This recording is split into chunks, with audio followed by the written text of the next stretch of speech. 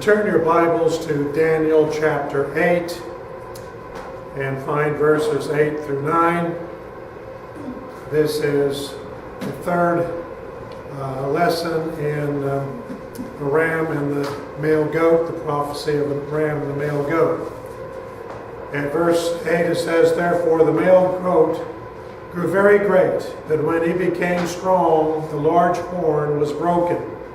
And in place of it, four notable ones came up toward the four winds of heaven. And out of one of them came a little horn, which grew exceedingly great toward the south, toward the east, and toward the glorious land." Alexander the Great took the Greek Empire to its greatest height and conquered the then known world. Alexander died at the age of 32, leaving no heir to the empire.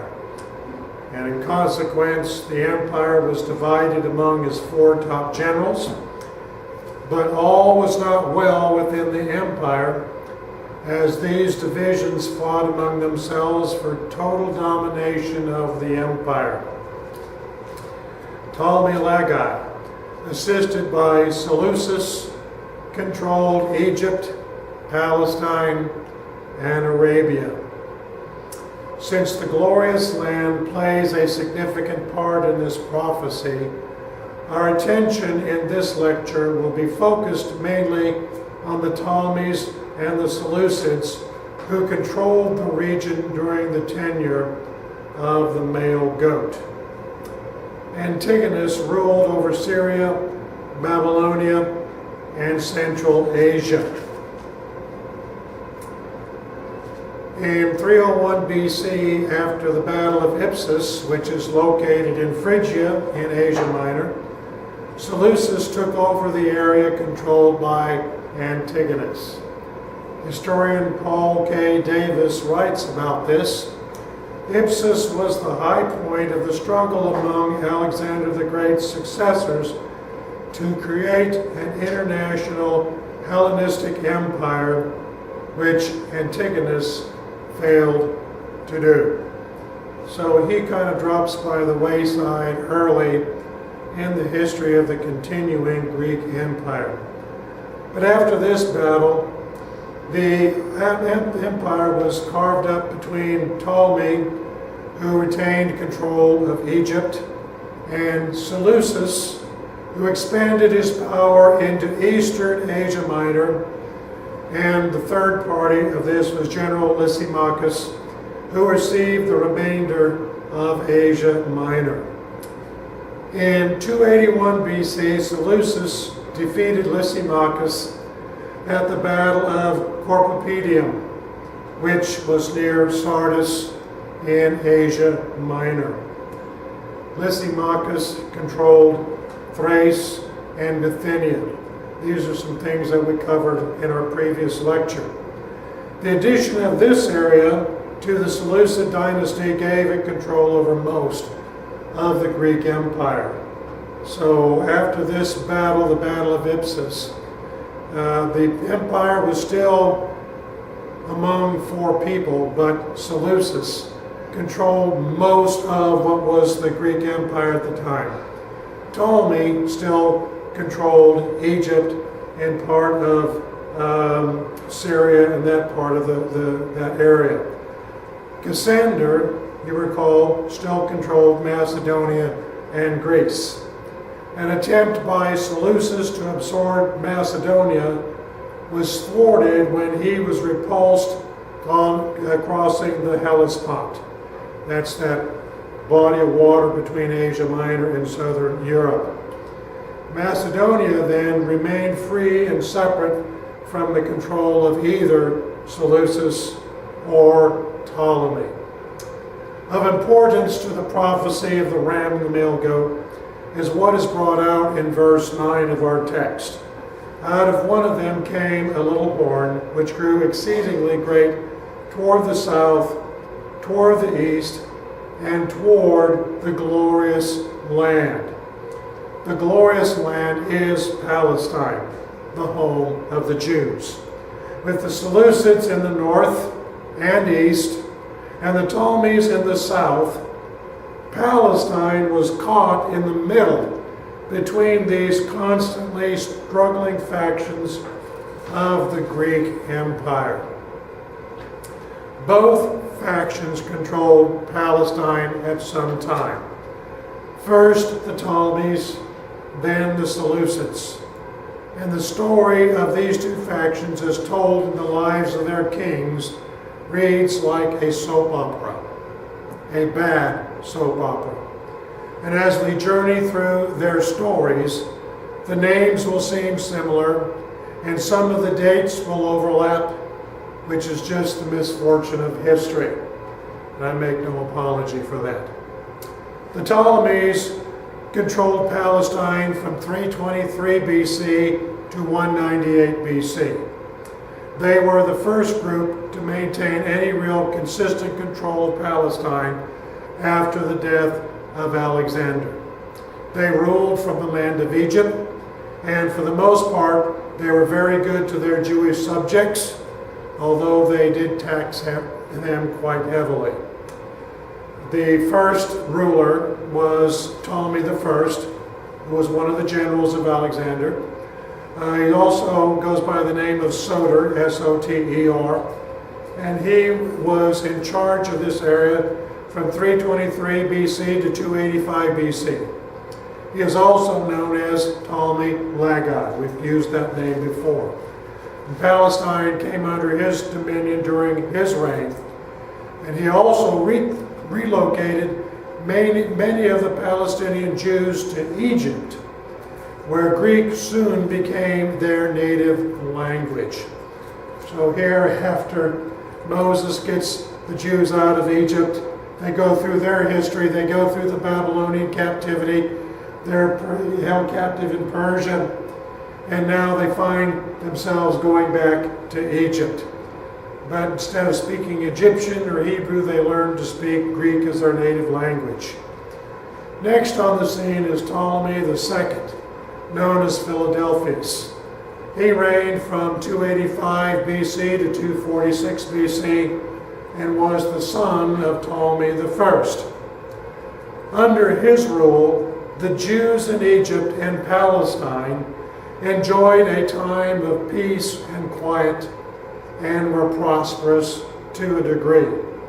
The high priest and the council of the priests and elders in Jerusalem were allowed to rule as an extension of the government of the Ptolemies.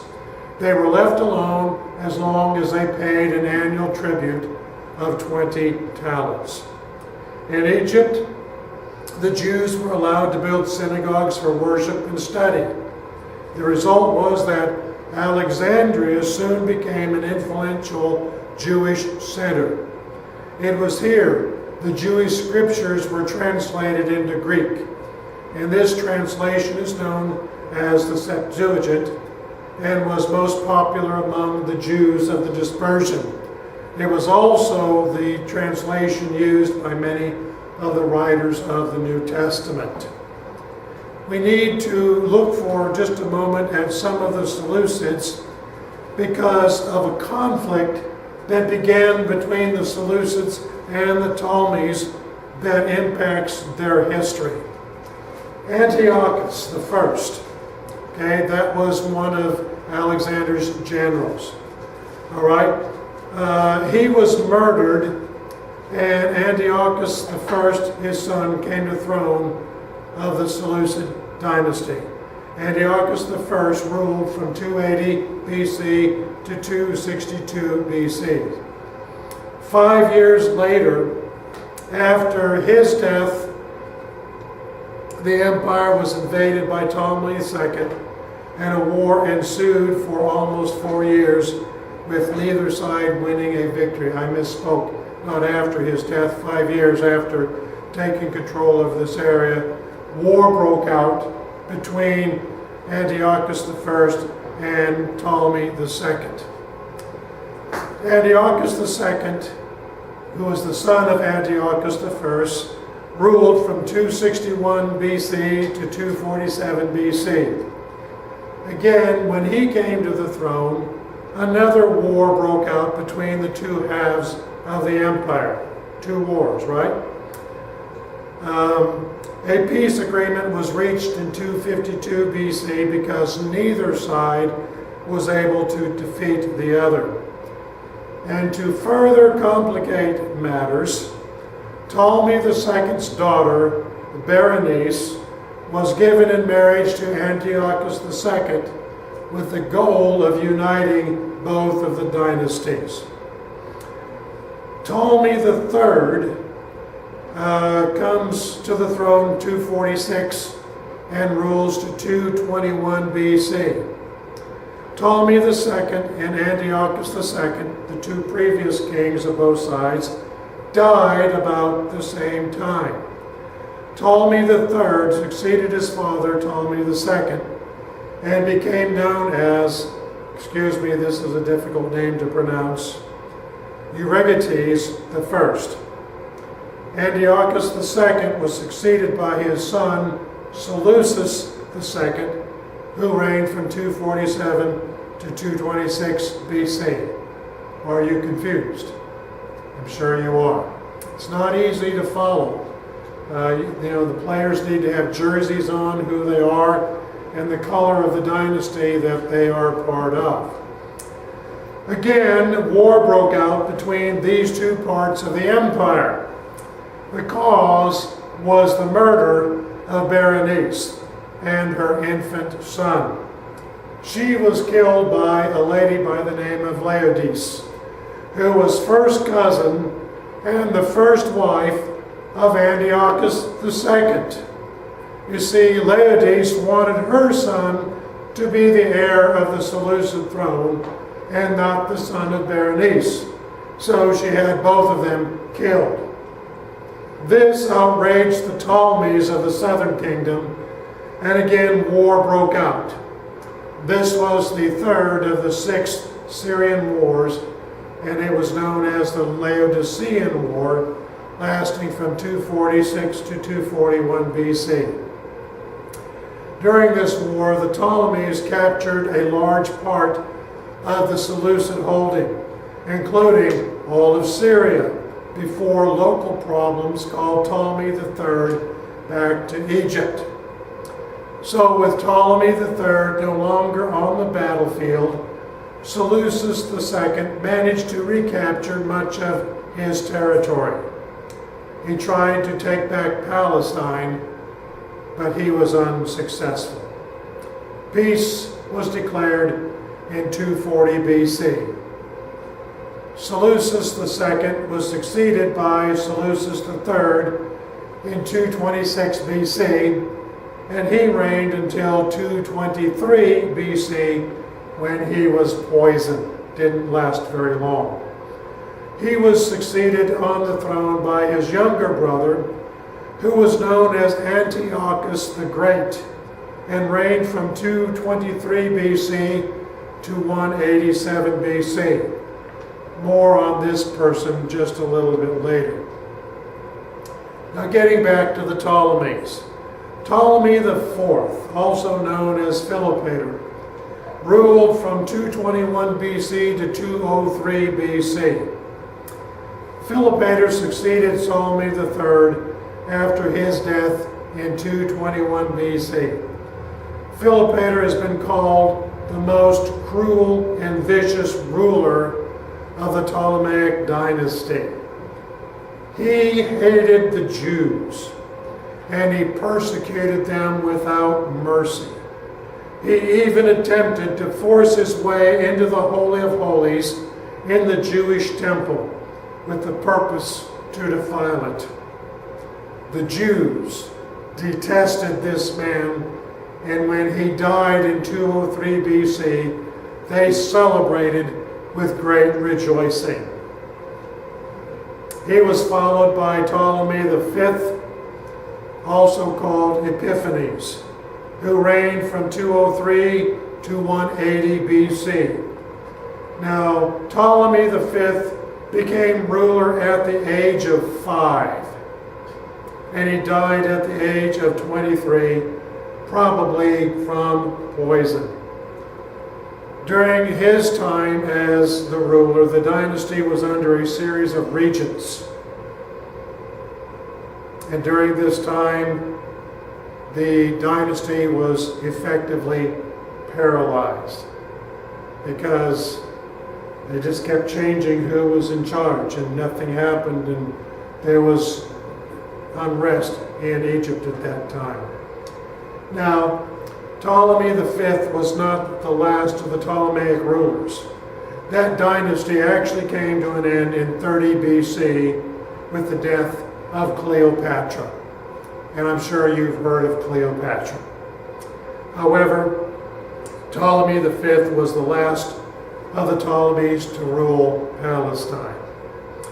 In 198 BC, the Seleucids under Antiochus III finally took control of Palestine, which they held to some degree until the coming of the Romans in 63 BC. The Seleucids controlled of Palestine from 198 to 168 BC. Following are the Seleucid rulers who held control over Palestine and the people of Israel. The first was Antiochus III, known as Antiochus the Great. We just mentioned him. He ruled from 223 to 187 BC. Antiochus the Great was only 18 years old when he came to the throne of the Seleucid Empire. As young as he was an experienced governor, as he served as the governor of Babylonia under his brother Seleucus III.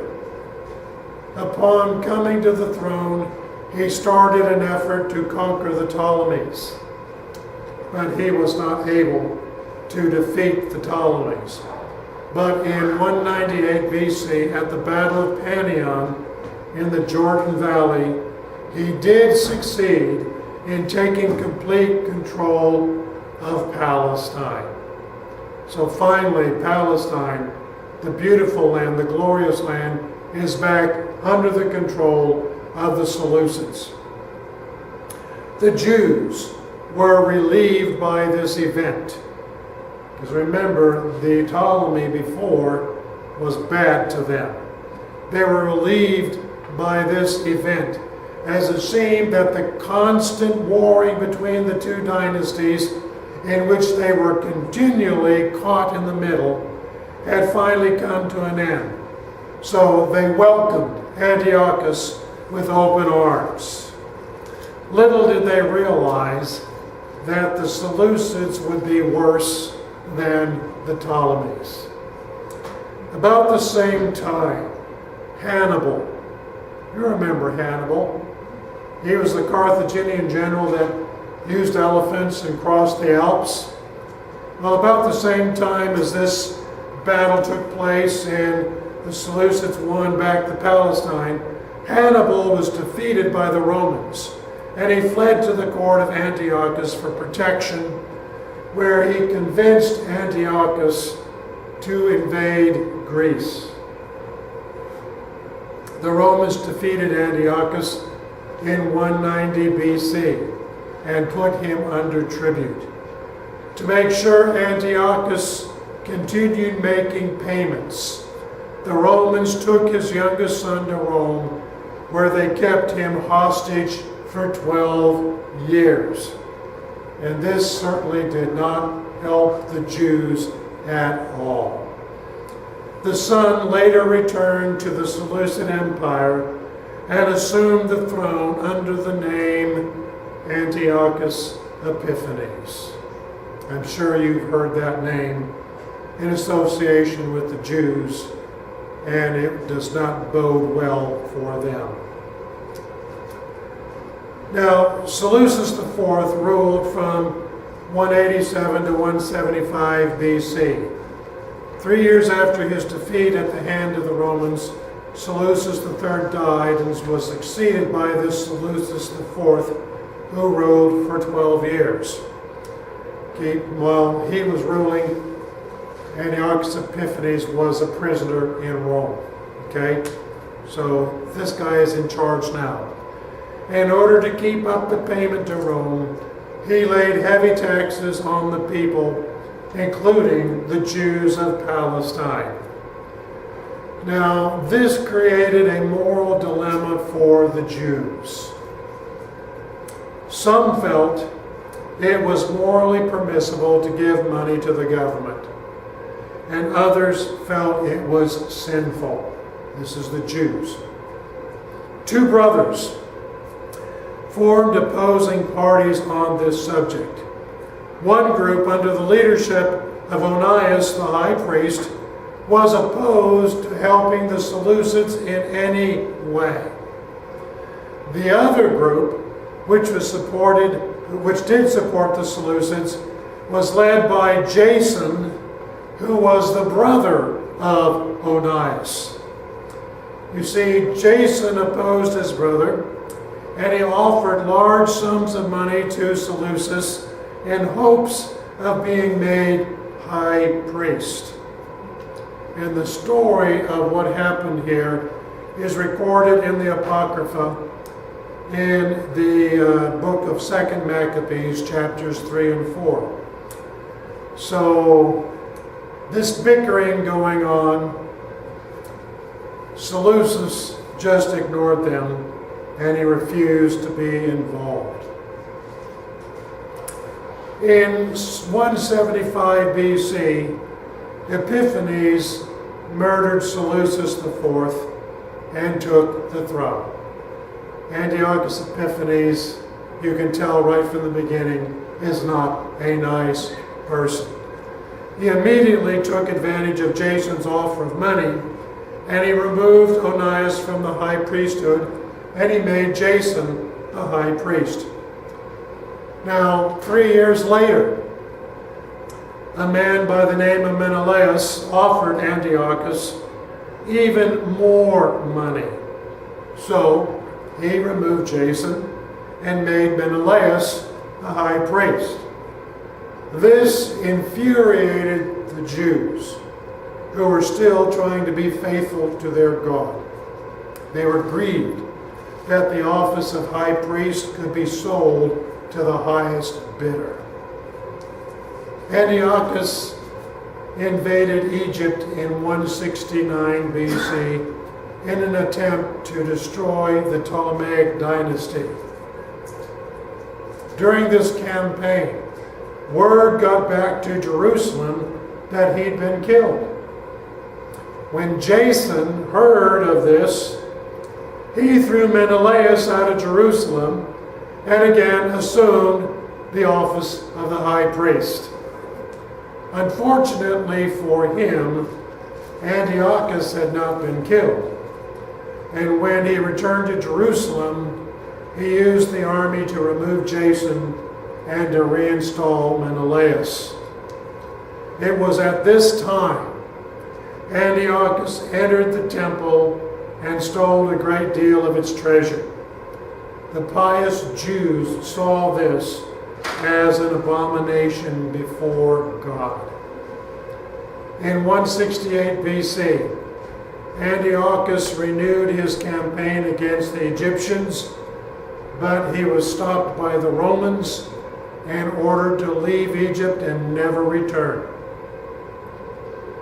This made Antiochus angry, and he returned to Jerusalem, and he took out his anger on the city. He tore down the city walls. He slaughtered many of the Jews. He ordered the Jewish scriptures destroyed. And he and his soldiers brought prostitutes into the temple, where they had sexual intercourse with them for the sole purpose of defiling the temple of God. He also ordered everyone to worship the Greek gods, and he established the death penalty for anyone who practiced circumcision or who observed the Sabbath or any of the Jewish feasts and sacrifices. He had an elderly scribe named Eleazar flogged to death because he refused to eat the flesh of swine. He had a mother and her 7 children murdered because she refused to worship an idol. He had 2 mothers thrown to their deaths from the top of buildings because they had circumcised their newborn sons. And the last straw was when he sacked the temple and erected an altar to the pagan god Zeus. And on December 25th, 168 BC, he offered a pig to Zeus on the altar of God. This act on his part led to a large-scale rebellion of the Jews against the Seleucids, known in history as the Maccabean Revolt. The rule of the ram, the Persians over Palestine, was benign compared to what the Palestinian Jews experienced under the male goat, the Greek Empire. The Ptolemies were bad enough, but the Seleucids, especially Antiochus Epiphanes, were horrendous. Perhaps by now you have guessed that he is the little horn in this prophecy.